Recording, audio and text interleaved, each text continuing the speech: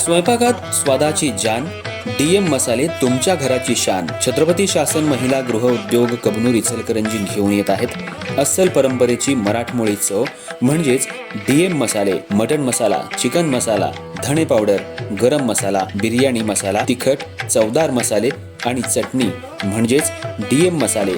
तर आजच आपल्या जेवणाची रंगत वाढवण्यासाठी केमिकल विरहित डीएम मसाले, गृहिणींच्या मनातले मसाले आणि चटणी अवश्य वापरा.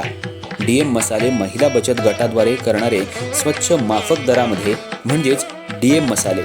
संपर्क दिव्याताई मगदूम, मोबाईल 91 30 80 22 55.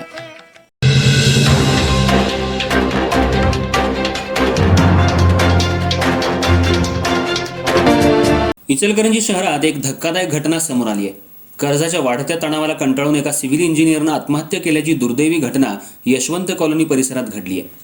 इचलकरंजी शहरातील यशवंत कॉलनी इथं राहणारे सिव्हिल इंजिनियर शब्बीर तांबोळी यांनी आपल्या राहत्या घरी गळफास घेऊन आत्महत्या केल्याची घटना उघडकीला आली आहे. बांधकाम व्यवसायात मोठ्या प्रमाणावर कर्जबाजारी झाल्यामुळं आणि काही मित्रांकडून देय असलेले पैसे परत न मिळाल्यामुळं त्यांनी हे टोकाचं पाऊल उचलल्याचं समोर आलंय. मिळालेल्या माहितीनुसार शब्बीर तांबोळी यांनी काही वर्षांपूर्वी त्यांच्या काही इंजिनियर मित्रांसह बांधकाम क्षेत्रात मोठे प्रकल्प हाती घेतले होते.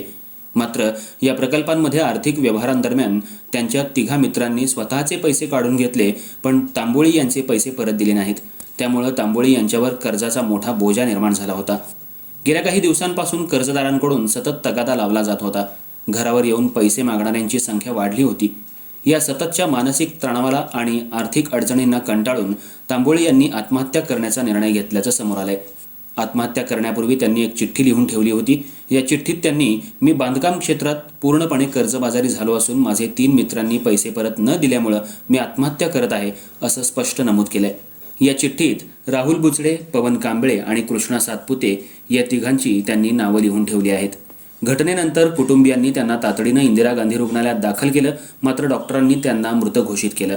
या घटनेची माहिती मिळताच नातेवाईक आणि मित्रपरिवार मोठ्या संख्येनं रुग्णालयात तसंच शिवाजीनगर पोलीस ठाण्याबाहेर जमा झाला होता. तांबोळी यांनी लिहिलेली आत्महत्येपूर्वीची चिठ्ठी नातेवाईकांनी पोलिसांच्या ताब्यात दिली असून त्यामध्ये नमूद केलेल्या तिघांवर कठोर कारवाई करण्याची मागणी करण्यात आली आहे. या घटनेमुळे परिसरात मोठी खळबळ उडाली आहे. दरम्यान शिवाजीनगर पोलीस ठाण्यात या प्रकरणाची नोंद करण्यात आली असून पुढील तपास पोलीस करत आहेत.